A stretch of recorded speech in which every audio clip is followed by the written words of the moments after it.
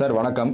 கடந்த 3 நாட்களாக தமிழ் சினிமாவில் பரபரப்பாக பேசக்கூடிய ஒரு தலைப்புன்னு பார்த்தீங்களா தனுஷ். அதாவது தனுஷ் புதிய படங்களில் நடிக்க முடியாதபடி தயாரிப்பாளர் சங்கம் கடும் கெடுபிடி நடத்திட்டு இருக்கிறதா தகவல் வந்த வண்ணம் இருக்கு. இதை பற்றின பின்னணி என்னன்னு சொல்லுங்க சார். இல்லை, பின்னணி ஒன்றும் கிடையாது. தயாரிப்பாளர் சங்கம் வந்து மிக நலிவுற்று இருக்கிறது. தயாரிப்பாளர்களுக்கு போதுமான அளவு லாபம் எந்த படத்திலும் கிடைக்கல. ஒட்டுமொத்த முதலீடும் தயாரிப்பாளர் பண்ணாலும் ஹீரோக்கள் தான் பெரிய லெவல் லாபத்தை சம்பாதிக்கிறாங்க. ஏற்கனவே ஒரு 3 மாதத்துக்கு முன்னாடியே ரெட் கார்டு போட்டாங்க. தனுஷ், சிம்பு, நடிகர் யோகி பாபுக்குலாம் ரெட் கார்டு போட்டாங்க. அதோட வீரியத்தை இப்போ இம்ப்ளிமெண்ட் பண்ணுறாங்க. என்னென்னா, தனுஷ்க்கு மட்டும் ஏன் அதிகமான ஒரு ப்ரெஷர் வருது அப்படின்னு பார்த்தீங்கன்னா, இடையில் வந்து தனுஷ்க்கு ஒரு பர்சனல் இஷ்யூ இருந்துச்சுங்க. நிறைய பேருக்கு தெரியாது. தனுஷும் அவங்க ஐஸ்வர்யா வந்து விவாகரத்து பண்ண போகிறேன் அப்படின்னு சொல்கிறதுக்கு முன்னாடி, அந்த விவாகரத்துக்கு முன்னாடி ஒரு இஷ்யூ இருக்குது. என்ன இஷ்யூனா, தனுஷுக்கும் ஐஸ்வர்யாவுக்கும் விவாகரத்து வந்தது வந்து ஒரு மிகப்பெரிய ஒரு மோதல் மாதிரி அதுக்கு வெளியில் காட்டிக்கிட்டாலும் அது ஒரு ஈகோ பிரச்சனையாக காட்டுது. அதாவது தன்னுடைய அந்தஸ்து உயர்ந்து இருக்கிறது, எங்களவு நீங்கள் அந்தஸ்து இல்லை, நாங்கள் தான் பெரிய ஆளுன்ற மாதிரி ஒரு ஈகோ தனுஷை டச் பண்ணி விட்டோன்னா அது ஒரு தீப்பொறியாக எரிஞ்சு, எப்படி வந்து போயஸ் கார்டனில் நீங்கள் வீடு வச்சுருக்கீங்களோ அதே மாதிரி போயஸ் கார்டனில் நானும் இடம் வாங்கி வீடு கட்டுறேன்னு சொல்லிட்டு அவர் பெரிய ஒரு வைராகியத்தை எடுத்துக்கிட்டு அல்லும் பகலும் உடைத்து, எவன் தனுஷை வச்சு படம் எடுக்கிறேன்னு சொன்னாவே உடனே அட்வான்ஸை வாங்கி ஒரு 10 நாள் கால்ஷீட் கொடுத்து நடிச்சு சொல்லிட்டு கிட்டத்தட்ட ஒரு 5-6 படங்கள் கடகடன்னு நடித்தார். அதில் பல படங்கள் காணாமே போயிடுச்சு. பவர் பாண்டிக்கு அப்புறம் இப்போ அவருடைய படம் ஓரளவு பேசப்படுதுன்னா இப்போ வந்து ராயன் படம் தான். இடையில் வந்து சன் டிவி தயாரித்து அந்த திருவிளையாடலில் அது ஒரு படம் நல்லா போச்சு, அவ்வளோதான். திருச்சிற்றம்பலமோ திருவிளையாடலோ அந்த படம். இடையில என்ன பிரச்சனை அப்படின்னு பார்த்தீங்கன்னா, இவருக்கு நம்ம தொடரின்னு ஒரு படம் பண்ணார் பிரபுசாலமனை வச்சு. சத்யா மூவிஸ் ரொம்ப நாள் கழிச்சு சத்யஜோதி மூவிஸ் இப்போ இந்த படம் தயாரிச்சாங்க, அது ஃப்ளாப்பு. அப்புறம் அவங்களுக்கே மாறன்னு ஒரு படம் ஒன்று கொடுத்தாரு, அதுவும் ஃப்ளாப்பு.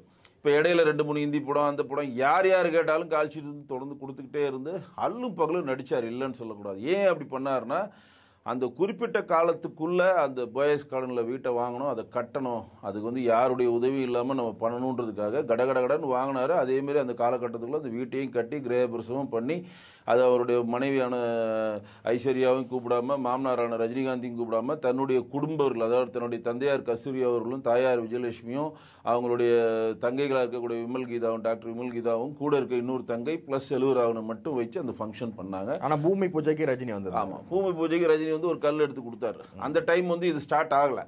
ஆனால் வந்து இது ஸ்டார்ட் ஆனோன்னு இவருக்கு அது வெறியாக இருந்த டைமு. அப்போ அவர் அதிகமாக அட்வான்ஸ் வாங்கிட்டு யார் வந்து ஒரு முன்னணி பெரிய கம்பெனியாக இருக்குது.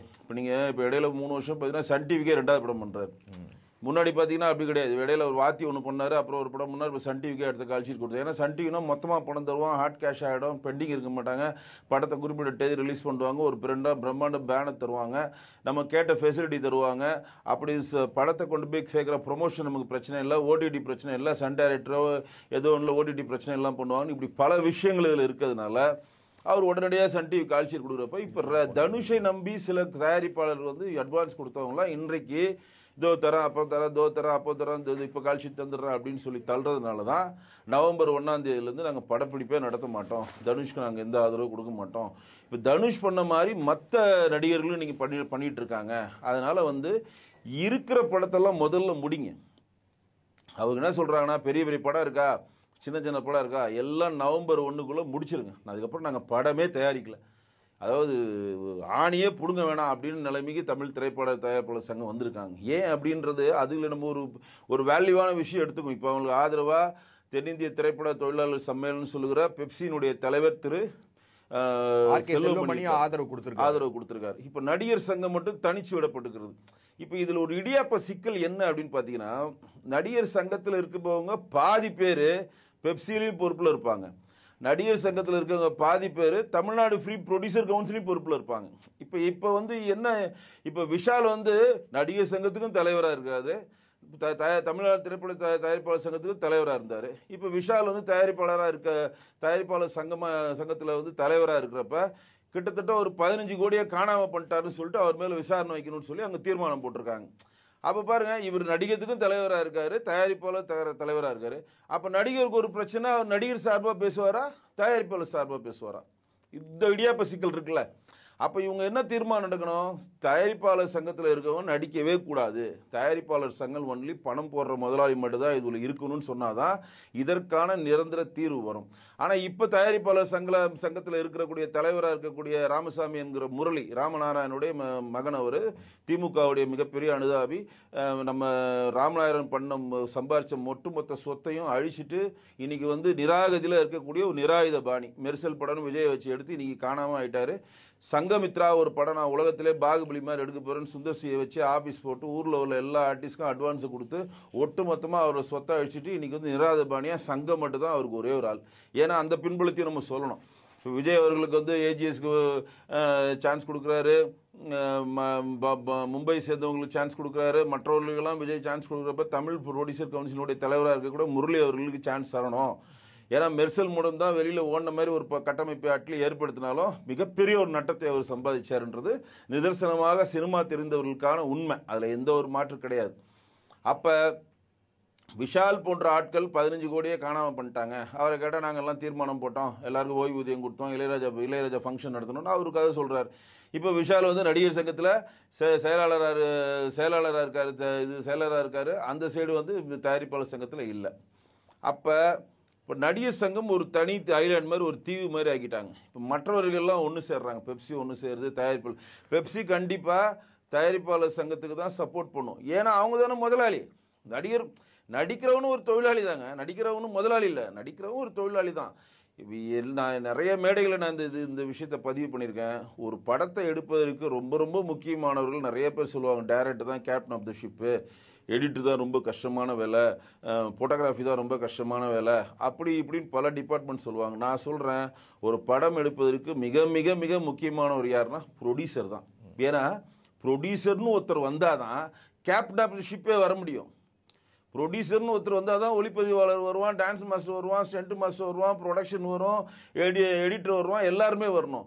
அப்போ ஒருத்தர் பணம் போடுற ஒருத்தரை கொண்டு வந்தீங்கன்னா மட்டும்தான் இவங்களாம் வரணும். ஆனால் இப்போ இருக்கக்கூடிய தயாரிப்பாளர்கள் வந்து ஹீரோக்களுக்கு வந்து எந்தளவு மரியாதை தராங்க அப்படின்றதும் ஒரு மிகப்பெரிய ஒரு கேள்விக்குறி. இப்படி பழைய காலத்துக்கு வந்தீங்கன்னா எம்ஜிஆர் அவர்கள் தேவரையை பார்த்து என்றைக்குமே தேவர்னு சொல்ல மாட்டார். 17 படம் எம்ஜிஆர் தேவரை வச்சு எடுத்திருக்காரு. அந்த தேவர் வந்து ஒரு 17 படம் எம்ஜிஆர் வச்சு எடுத்திருக்காரு. அவர் இன்றைக்கு வரையும் முதலாளி தான் சொல்வார். ஏவிஎம் செட்டியார் அவர்கள் செட்டியார் முதலாளி தான் சொல்வார். சிவாஜி கணேசன் யார் அவர் படம் தெரிவிச்சிருந்தாலும் அவர் பேரை சொல்லி முதலாளி அப்படின்னு தான் பதிவு பண்ணுவாங்க. எல்லாருமே முதலாளி தான் பதிவு பண்ணுவாங்க. ஏன்னா அவங்க சம்பளம் தராங்க, நாங்கள் நடிக்கிறோம், அவங்க இருந்தால் தான் நாங்கள் இருக்க முடியும். இந்த கட்டுப்பாடு வந்து இப்போ இருக்கக்கூடிய நடிகர்கள்ட்ட எந்த ஒரு தயாரிப்பாளரை பார்த்து இவங்க முதலாளின்னு சொல்கிறாங்களா? இல்லை. இல்லை, தயாரிப்பாளர்களுடைய வேல்யூஸை புரிஞ்சிக்கலையோ நடிகர்கள்? இல்லை, தயாரிப்பாளர் வேல்யூ புரிஞ்சுக்குன்னு சொல்ல மாட்டேன். தனிநபர்கள் தயாரிப்பாளர்னால தான் இப்போ 6 நாள் தான் இப்போ ஒரு மிகப்பெரிய ஒரு பிரச்சனையாக வருது. ஏன்னா பழைய காலத்தில் வந்து மிகப்பெரிய ஒரு தனி மனிதர் இருந்தாலும் அவருக்கு ஒரு பெரிய யூனிட். இப்போ மாடர்ன் தியேட்டர் சுந்தரம் அவர்களை சொல்லுவாங்க. மாடர்ன் தியேட்டர் சுந்தரம் அவர்களை நீங்கள் பார்க்க போனீங்கன்னா ஒரு சேர் தான் இருக்குமா, அவர் மட்டும் தான் உட்காந்துருப்பார், எதிரில் சேரே வைக்க மாட்டாங்க. பட்டுக்கோட்டை கல்யாண சுந்தரம் அதை மாற்றினார். மரியாதை திரத்தில் நான் பாட்டை எது மாற்றேன்னு சொன்னோன்னா அவருக்கு சேரை கொண்டு வந்து போட்டேன்னு கூட ஒரு நிகழ்வு சொல்லுவாங்க. அந்தளவு வந்து முதலாளித்துவத்தில் ரொம்ப ஸ்டெமினாலாக இருப்பார் அவர் மாடர்ன் தியேட்டர் சுந்தர்ஸ். நீங்கள் சேலத்தில் கூட பார்க்கலாம், ஏற்காடு போகிற வழியில் அந்த ஸ்டுடியோஸ் இருக்கும். இப்போ கூட அதில் கலைஞர் செலவு வைக்கணும்னு கூட ஒரு சர்ச்சையை திமுக ஆட்சி கொண்டு வந்துச்சு. அந்த மாதிரி ஒரு முதலாளிகள் வந்து மிகப்பெரிய பணக்காரர்களாக இருந்தாங்க. ஏவிஎம் மேய்ப்ப செட்டியார் ஆகட்டும், நாகிரெட்டி ஆகட்டும், விஜயபாவனி ஆகட்டும், பிரசாத் ஆகட்டும், இவர்கள் எல்லாம் பார்த்தீங்கன்னா ஒரு சாம்ராஜ்யமாக இருந்தாங்க. அவங்கக்கிட்ட எல்லாமே சினிமாவோட எல்லா நுணுக்கங்களும் அவங்கள்ட்ட இருந்துச்சு. நல்லா பாருங்கள், இப்போ ஏவிஎம் நிறுவனத்தை ஒரு படம் தயாரித்தாங்கன்னா அவர் தான் முதல் கலர் படத்தை, ஒரு கலர் படம் வந்து இந்தியாவில் சவுத்தில் ஃபிலிம் தட்டுப்பாடு இல்லாமல் ஒரு கலர் ஃபிலிம் வாங்குறதுக்கான காரணமாக இருந்த ஜெர்மனியில் இருக்கக்கூடிய ஒரு கம்பெனியோட டைப் பண்ணி WOROன்னு சொல்லி ஒரு கலர் கொண்டு வந்தாங்க. அதுக்கு முன்னாடி தான் ஈஸ்ட்மேன் கலர்னு பார்த்துருப்பீங்க. வண்ணப்படம் ஈஸ்ட்மேன் கலர்னு நீங்கள் இப்போ இதில் பார்த்துருப்பீங்க. அப்புறம் ஏவிஎம் தான் ஜெர்மனியில் போயிட்டு ஒரு டைப் பண்ணி, ஏன்னா நார்த் ஜெர்மனி சவுத் ஜெர்மனி பிரிகிறப்ப அதில் வந்து தொழில்கள் எல்லாம் 2 பிரிகிறப்போ ஒரு டைப் பண்ணி WOROன்னு சொல்லிட்டு அது ஃப்ரான்ச்சைஸ் மாதிரி எடுத்து இங்கே தான் முதல்ல அவங்க வந்து கலர் ஃபிலிம்ஸ் கொண்டு வரப்போ தான் கலர் ஃபிலிம்ஸ் அதிகமாக இங்கே வர ஆரம்பிச்சது. அவங்கக்கிட்ட ஸ்டுடியோ இருந்துச்சு, அவங்கக்கிட்ட இசை சம்மந்தமான எல்லா நுணுக்கங்களும் இருந்துச்சு, அவங்கக்கிட்ட தேட்டர் இருந்துச்சு, அவங்கக்கிட்ட டப்பிங் தேட்டர் இருந்துச்சு, ப்ரொடக்ஷன் இருந்துச்சு, அவங்ககிட்ட வாகனம் சம்மந்தப்பட்ட இருந்துச்சு. நீங்கள் ஏவிஎம்னுடைய ஸ்டுடியோவில் நுழைஞ்சினா ரைட் ஹேண்ட் சைடில் செல்வம் பெட்ரோல் பங்குன்னு பார்த்துருப்பீங்க. முதலாக வடபழனிக்கு ஏவிஎம் வந்து பயன்படுத்தக்கூடிய வாகனங்களுக்கு நீங்கள் பெட்ரோல் போடணும்னா தேனாம்பேட்டை போகணும். அப்போலாம் தேனாம்பேட்டில் போய் தான் நீங்கள் பெட்ரோல் போடணும். தேனாம்பேட்டை போகிறப்ப இங்கே லிபர்ட்டி பிரிட்ஜ் நின்னீங்கன்னா அந்த கோடம்பாக்கம் பிரிட்ஜை நீங்கள் தாண்டறதுக்கு 45 நிமிஷம் ஆகும். வந்துட்டு கேட்டு மேக்கப் போட்டு நீங்கள் நின்னீங்கன்னா பிரிட்ஜை தாண்டறப்ப மேக்கப்லாம் கலைஞ்சிரும். ரயில்வே ட்ராக் இருந்தது. ஆமாம், ரயில்வே ட்ராக் அந்த கோடம்பாக்கம் பிரிட்ஜுக்குள்ள இருக்கப்ப அப்போ ஏவிஎம் நிறுவனம் வந்து அங்கே இருக்கக்கூடிய பெட்ரோல் கம்பெனிஸ்லாம் ப்ரெஷர் பண்ணி ஏவிஎம் நிறுவனம் வந்து இல்லை அவங்களுக்கு பெட்ரோல் பங்க் வேணும்னு சொன்ன பிறகு தான் ஏவிஎம் நிறுவனம் இருக்க கார்களுக்காகவே ஒரு பங்க் ஏற்படுத்தப்பட்டது தான் செல்வம். இதெல்லாம் வந்து வரலாற்று பதிவு, நிறைய பேருக்கு தெரியுமான்னு தெரியல. அப்புறம் தான் வாகினி ஸ்டுடியோவுக்கும் அவங்களுக்கு ஆப்போசிட்லேயே ஒரு பெட்ரோல் பங்க் கொண்டு வந்தாங்க. இப்போ அந்த பெட்ரோல் பங்க் இல்லை, இப்போ வந்து டாடா குரோமோ இருக்குது அந்த பெட்ரோல் பங்க். அதுக்கு முன்னாடி பெட்ரோல் பங்க் அது, அதுக்கப்புறம் காலியாக இருந்துச்சு ராயல் பிளாசா முன்னாடி, அதுவும் முன்னாடி வந்து விஜயவாணிகள் இருக்கக்கூடிய வாங்கலுக்காக கொண்டு வந்தது. எதுக்கு இந்த பதிவெல்லாம் பைய வரும்னா, அப்போ ஒரு முதலாளின்றவன் மிகப்பெரிய ஒரு சாம்ராஜ்யத்தின் அதிபராக இருந்தப்போ ஆட்டோமேட்டிக்காக வந்து நடிகர்களுக்கு ஒரு பணிவு வருது.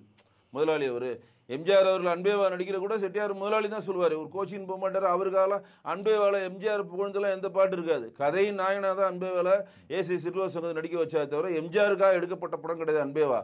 அன்பேவாவுக்கு கதைக்கு எம்ஜிஆர் பொருந்தினார்னாலும் அந்த கதையை சொன்னாங்க.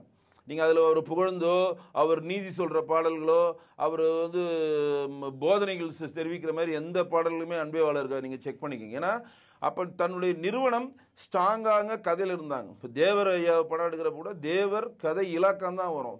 கதை, திரைக்கதை, வசனம், பாடல்கள், ஒளிப்பதிவு, அது இது சொல்லி 24 கிராஃப்டும் போட்டலாம். எவனும் இந்த இதில் ஒருத்தர் நடிச்சுக்கிட்டே இருக்கிறப்ப எப்படி ஒளிப்பதிவு பண்ணுவார்? அவர் தான் ஹீரோ, அவர் நடிக்கிறாரு, அவர் ஒளிப்பதிவுன்னு போடுற எப்படி அது சாத்தியப்படும்?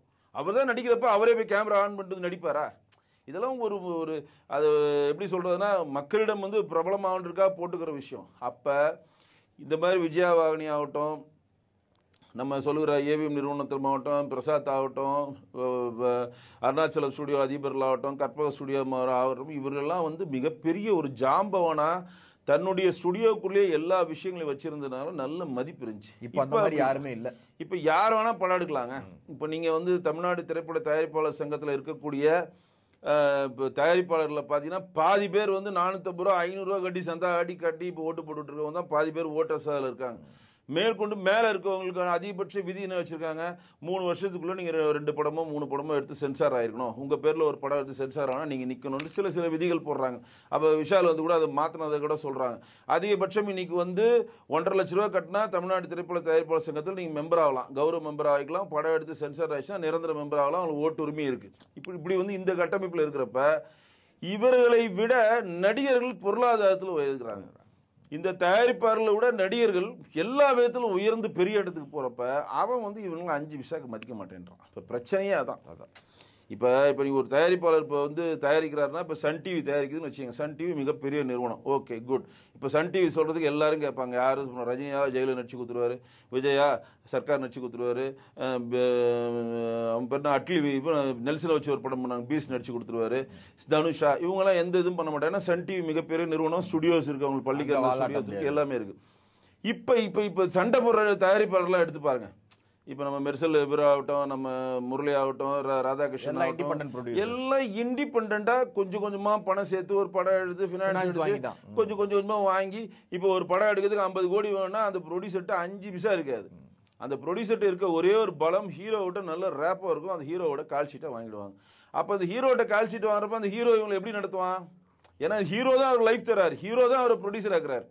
அவன் அங்கங்கே பெராண்டி இருக்கிற சொத்தை வச்சு ஒரு 1 கோடி ரூபா எடுத்து கையில் கொடுத்து அட்வான்ஸ்னு கொடுத்துட்டு போய் ஃபர்ஸ்ட் காப்பிக்கு ஒருத்தர் வைப்பாங்க, சேட்டலைட்டுக்கு ஒருத்தர் போய் கேட்பாங்க, ஓடிடி பிளாட்ஃபார்ம் கேட்பாங்க, ஏரியாவுக்கு ஒருத்தர் கேட்பாங்க, ஃபினான்ஸ் கேட்பாங்க, தயாரிப்பாளர் ஒவ்வொருத்தரா பெராண்டி கொண்டு வந்து அந்த படத்தை எடுக்கிறப்ப ஹீரோவுக்கும் தயாரிப்பாளருக்கும் இடைவெளி ரொம்ப கேப்பாக இருக்கப்ப ஹீரோ வந்து தயாரிப்பாளரை மதிக்கலை. இதுதான் மேட்ரு, ரொம்ப சிம்பிள். இந்த தனுஷ் மேட்டரில் குறிப்பாக இந்த ஏன் இப்போ தனுஷ்க்கு மட்டும் இந்த நெருக்கடி கொடுக்குறாங்க அப்படின்னாக்க, தயாரிப்பாளர் சங்க தலைவராக இருக்கக்கூடிய முரளிட்ட அட்வான்ஸை வாங்கிட்டு இவர் படம் பண்ணாமல் தள்ளி போட்டுக்கிட்டே இருக்காது, அது ஒரு பிரச்சனையாக சொல்லப்படுது. உண்மைதான்.